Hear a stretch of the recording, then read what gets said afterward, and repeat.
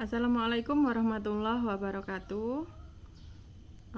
Puji syukur kehadirat Allah Subhanahu wa taala yang telah memberikan rahmat dan nikmatnya kepada kita semua, yaitu kesehatan, nikmat iman dan Islam, sehingga pada kesempatan kali ini masih bisa memenuhi kegiatan ujian tengah semester mata kuliah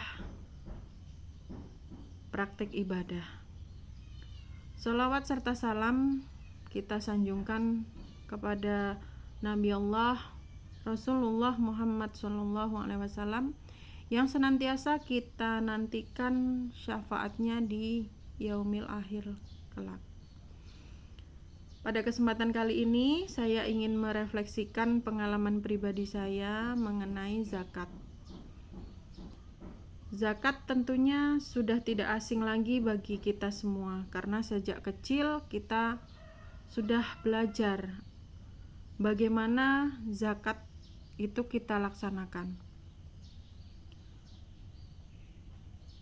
Tentu yang sudah tidak asing bagi kita adalah menunaikan zakat setahun sekali menjelang Idul Fitri atau menjelang hari raya.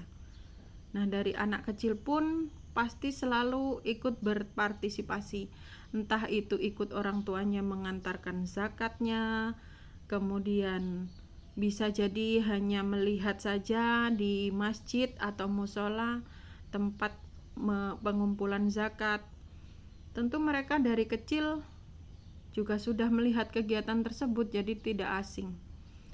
Nah, selama ini yang dalam ada pikiran kita, ya, zakat itu kan hanya sebuah kewajiban, ya. Kita melaksanakan bahwa beras 2,5 kilo, kemudian kita niat, kita serahkan kepada panitia, kemudian dibagikan, selesai. Padahal esensinya setelah kita dewasa ini, melihat bagaimana prosesnya, bagaimana menyalurkannya kemudian diterima oleh penerima zakat itu, mereka dengan ekspresi yang sangat bahagia menerima zakat yang dibagikan, seperti sangat berharga sekali, ya. Bagi kita yang hanya sebuah kewajiban ternyata memiliki esensi yang lebih, kebahagiaan bagi yang menerima, kemudian leganya hati kita yang menyerahkan zakat tersebut. Nah, itu dari pengalaman itu pasti akan muncul rasa senang berbagi, sehingga itu menjadi sebuah kebiasaan. Kita berbagi tidak harus menunggu kita berlebih dulu. Terkadang pernah suatu ketika ada anak di tempat saya yang saya tanya waktu itu, kenapa nak kamu gak mau lanjut? Dia hanya berhenti sampai MTS saja. Saya tawarkan untuk lanjut MA, Madrasah Aliyah, tapi dia menolak dengan alasan tidak punya biaya. Kemudian dari situ saya berinisiatif, saya izin dengan suami saya, boleh tidak kalau saya membantu anak ini supaya tetap bisa lanjut pendidikannya. Suami saya alhamdulillah mengizinkan, kemudian saya belikan semampu saya, walaupun kualitasnya tidak yang mewah, tapi paling tidak itu bisa membantu untuk persiapan awal dia masuk MA, seperti seragam, buku, seperti itu.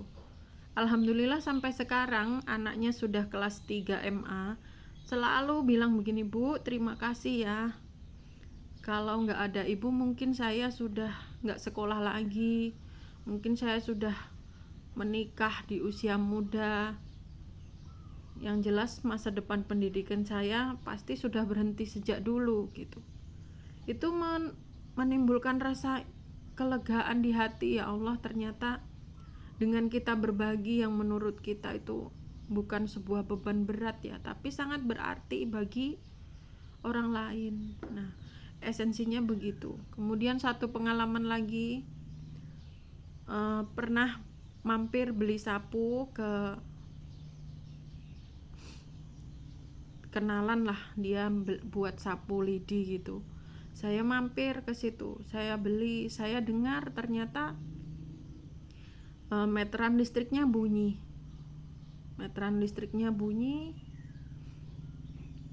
Saya tanya, katanya nggak ada uang, ngumpulkan uang dulu dari jual sapu itu mau untuk ngisi pulsa listrik, token listrik. Kemudian saya ingat bahwa saldo saya tuh masih ada walaupun sedikit. Yang penting rekeningnya nanti nggak terblokir. Saya isikan waktu itu hanya 50.000.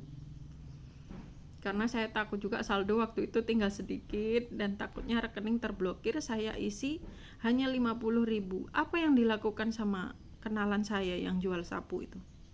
Dia meluk-meluk saya sambil nangis.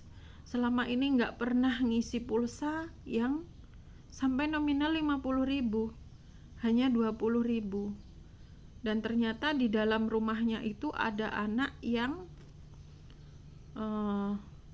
autis ya, mohon maaf, Down syndrome anaknya itu, dan semua itu dia bergantung kepada ibunya gitu.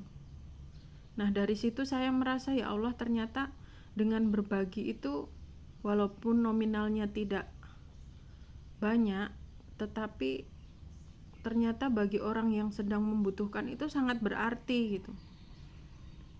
Dan kita berbagi itu nggak harus nunggu saat kita berlebih. Kalau kita nunggu kapan berlebih, tentunya sebagai manusia kita selalu merasa kurang.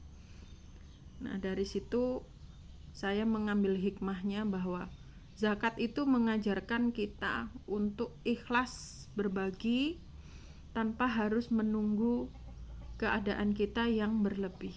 Nah, dari esensi itulah saya sangat-sangat belajar bagaimana kita rasanya ingin selalu berbagi, ingin selalu bermanfaat terhadap orang lain, untuk orang lain gitu.